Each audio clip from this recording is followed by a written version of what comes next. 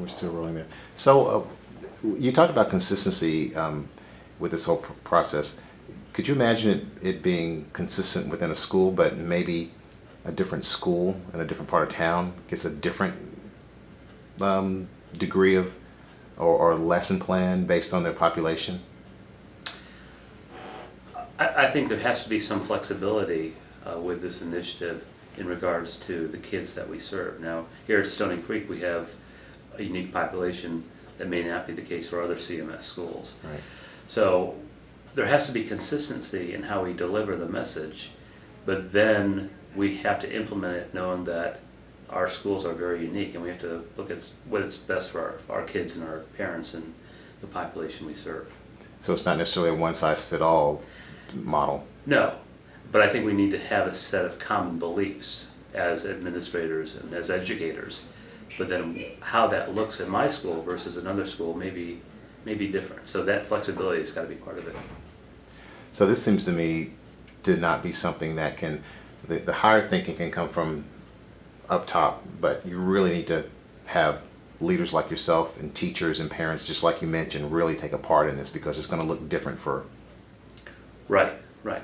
We can look at the philosophy of it, but if we want to look at how it can impact our schools, we have to get out and have conversations with our parents. And that's a tremendous amount of work to get through that, so that within our school community we have that consistency. But it may look very different at another school. So it's a multi-tiered process. It's a complex process, but it's worth it. When you say it's worth it, you know, Dr. Morrison brings this initiative or proposal. He's done it in Reno and had some work done in the Maryland area. He obviously feels this is very important for the district. He's not backing away, and although, you know, at first glance the public can seem to be up in arms about the whole nature of, we're doing something wrong, we got to fix it to close the achievement gap. Why now?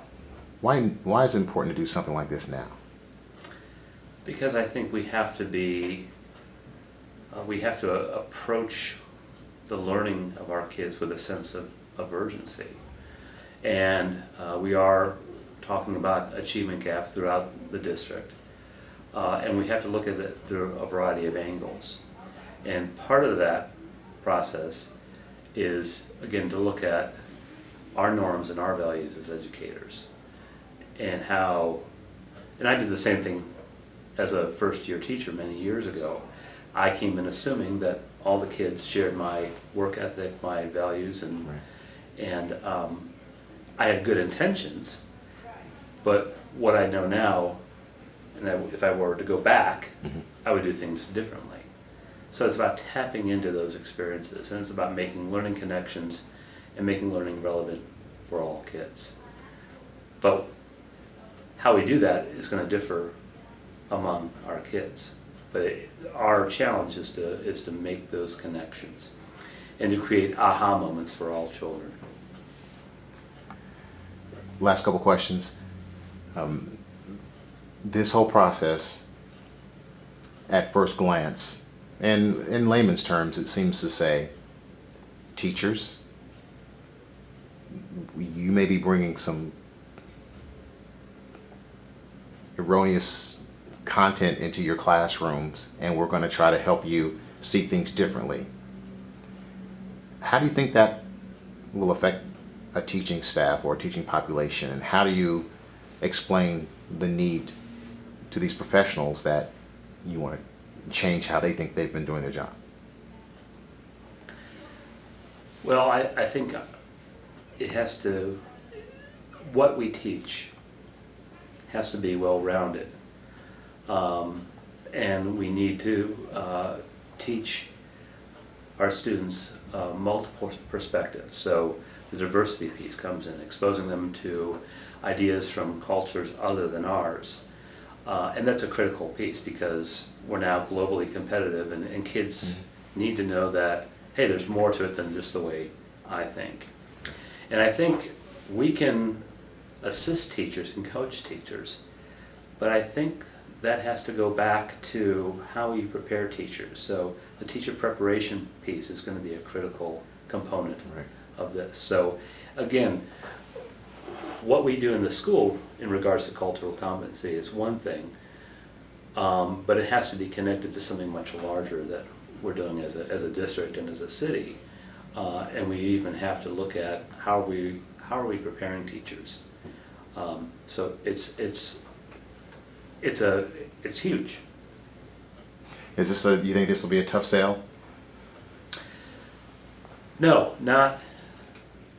It won't be, because we're going to have those conversations with our teachers so they understand that this is valuable. But I think creating that understanding will be tough. And once they see that it's something that really can impact the learning of every child, then I think they're going to grasp it and go for it and really challenge the way they've been thinking about teaching and learning. Okay. And final question. I know no one really knows how this will get rolled out, or the steps, or who gets the training. I think probably people on your level, like principals, will get the training first. But if you had a crystal ball, or if you had a wish to make with this whole process, what would you hope to see out of it? I think some people may say, well, we want the achievement gap to go away. I don't know if that's reality or not, but it could be a step towards that. But what do you want to see from the well-being of your teachers, becoming better educators, your students being better students and getting the education they need, administrators being able to understand and diversify in their understanding with parents in the community? What do you want to see from all that? The bottom line, as a principal, I want to see high levels of student engagement. So the end result has to be in what the kids are doing in the classrooms. If we don't see that take shape, then we have to question, why are we doing this? I mean, ultimately, it has to impact how kids learn. Right. And it should be something that, as a result of, kids are excited about learning. They're engaged at high levels. They're engaged in critical thinking. They're coming up with creative solutions to problems that exist in their community. So those are the 21st century skills we want to see. And this is a means to those skills, one of the means to those skills. All right. I think I have enough. Okay, thank you.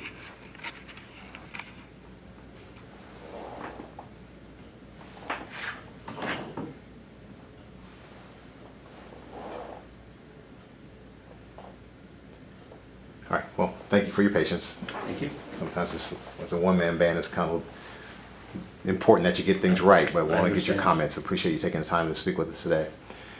The topic is a contentious one: cultural competency. When you hear those words, what's the first thing that comes to mind as it applies to Charlotte-Mecklenburg schools? What comes to mind is the ability for educators, all of us, to understand and appreciate the backgrounds and experiences of all our kids, and to find relevant learning connections so we can engage our children.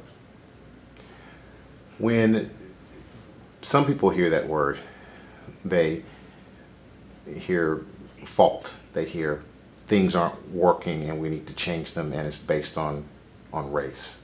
How does race factor into all this cultural competency?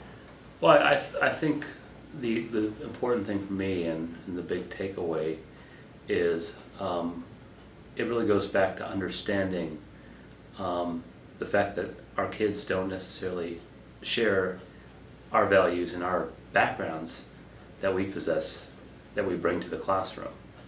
So it's kind of suspending our own belief system and our own value system to engage in an internal dialogue about how does this child's background influence his ability to learn. And how can I tap into that to grow him academically or her academically? So yes, it includes race, but it's tapping into that and using that along with the children's background and experience to move them, to make them learn. Is it too simplified to say that this will help close the achievement gap and the achievement gap that exists between black and whites? I think it's part of it. And closing the achievement gap is a multi-tiered process. Right. One of the important elements of closing the achievement gap is for us to appreciate that all kids bring richness to the classroom. And it's about making those learning connections and making learning relevant for all. How broad would you think this training would need to go? I think in the newspapers, it always seems to talk about, especially with the potential hire of Mr. Singleton, it has a focus on teachers. But maybe it's a broader approach from administration. Can you talk about that, how you see it affecting the way CMS operates? Well, I think it would have to be rolled out at many different levels. I think as administrators, we need a sense of consistency. We need to know our own understandings, and for some of us, we may need to challenge our own value system. And from there, it's about helping the teachers appreciate what cultural competency is. But the parents need